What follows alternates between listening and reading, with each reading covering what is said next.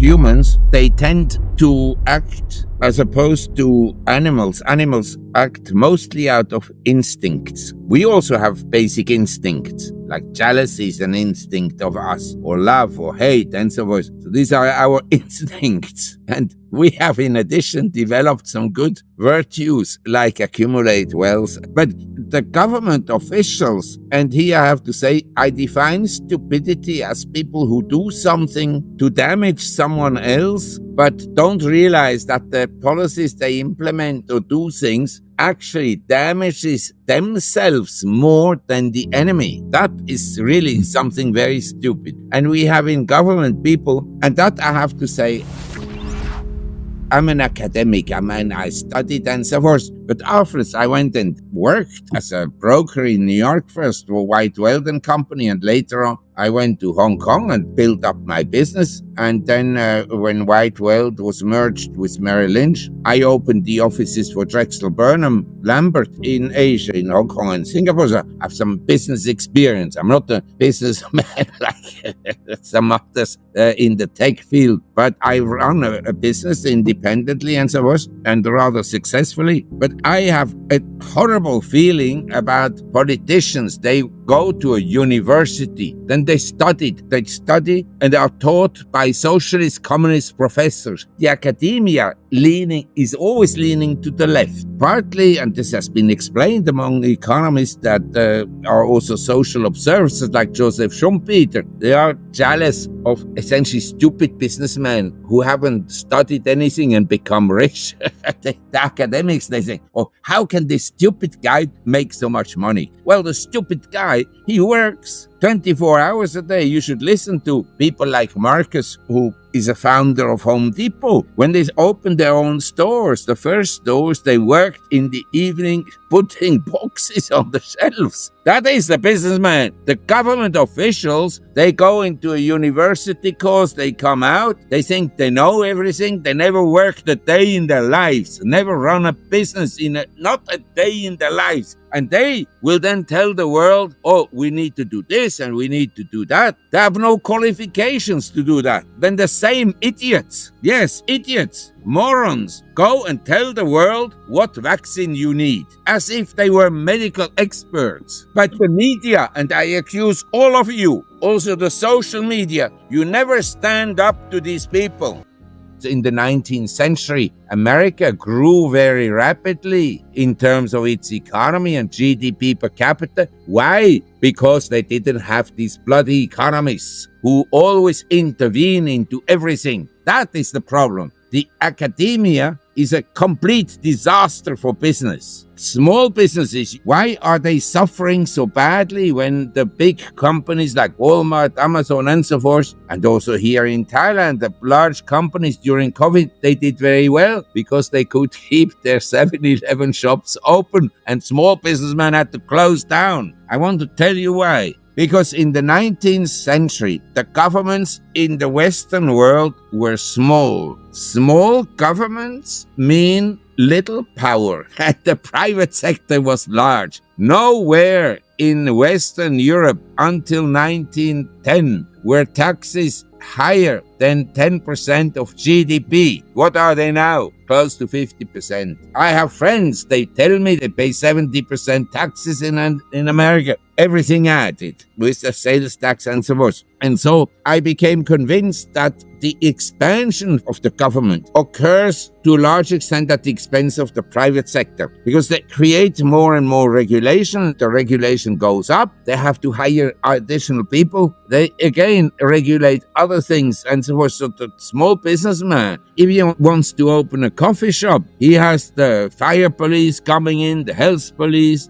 whatever, 20 different government agencies. Starbucks, they open a coffee shop in 5 minutes because they have a lawyer for this, they have a lawyer for that, they have the connection to the government, they know how to pay under the table the government officials, to oil them. If you want to be successful in whatever you do, you should read more and spend time on your education, the capitalistic system will automatically lead to socialism. It is a very dangerous development in the Western world. People who've never lived under socialism don't realize the threat of socialism onto the well-being of people, onto their standards of living and freedom. I mean, I think it's very important to understand freedom can only be maintained if people assume personal responsibility. Once people say, oh, the government should do this and the government should do that, they accept the fact that the government will rule their lives. And this I oppose strongly. The slaves in Egypt had such a shit life. No, maybe they were taken care of, they got their grains.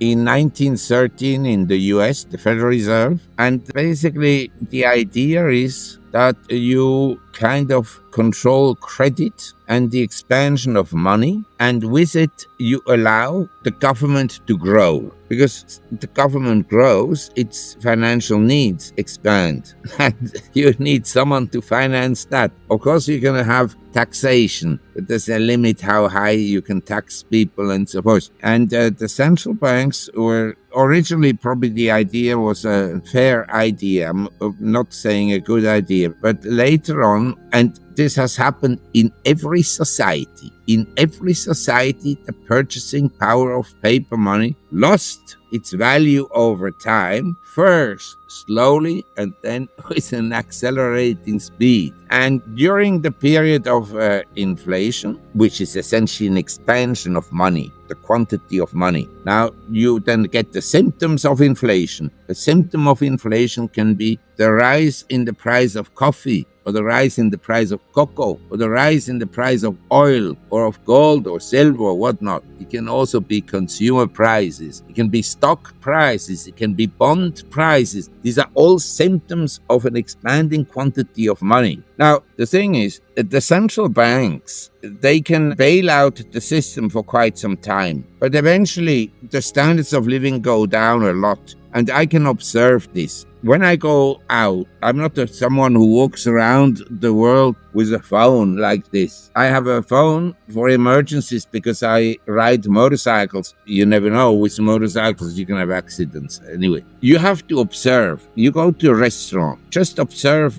how much people order, what do they order, and do they order wine? Because the wine and beverages is about 50% of my bill. Okay, other people don't drink as much as I do, but usually my bill is more the food. But you look at the traffic statistics, and you look pensioners, they get their pension on a certain day every month. Now in Thailand, we have a lot of pensioners. They come from Europe or the US or Australia or the UK because the cost of living here is much, much lower. I mean, just to give you an example, I was recently in Vietnam on the beach in a restaurant next to a 5-star hotel. The beer cost 70 cents US. In Thailand, it's a bit more. It would be about $2 or $3 US, but it's still a very low price level, especially the food is almost free here, where I live in the north. The pensioners, they get their salaries, their rents, their pensions, say on the 5th of every month. So from the 5th to the 15th or 20th, the restaurants and the bars do reasonably well. After the 23rd date, and I've been living here in,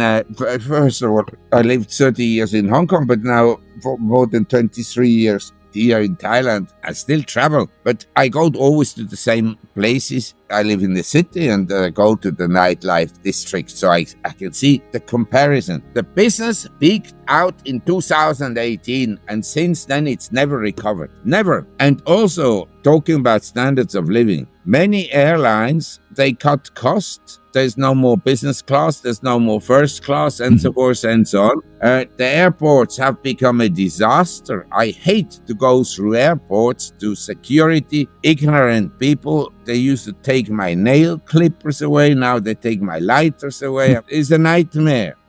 In America, more than 70% of the people live paycheck to paycheck. Tell me that this is a sign of a strong economy. Only an American economist paid by the Federal Reserve to write favorable reports. This is the problem. The Fed employs so many economists, so they're never going to write anything against the Fed. The financial industry, that I want to stress to all your viewers. Financial service industry is in favor of money printing because it lifts the asset values. The financial sector is paid on the asset value. I also earn more when the asset values goes up. As a private citizen, I love money printing. I love rising interest rates because on the cash that I have, our business needs some cash, get higher and higher interest rates. You have to say this is the wrong policy. There are many books that have been written about the maladjustments in the economy caused by money printing, which is essentially process of inflation. I want to recommend the second book. This is called Economics of Inflation. This describes everything about inflation, the influence on the social structure of a country,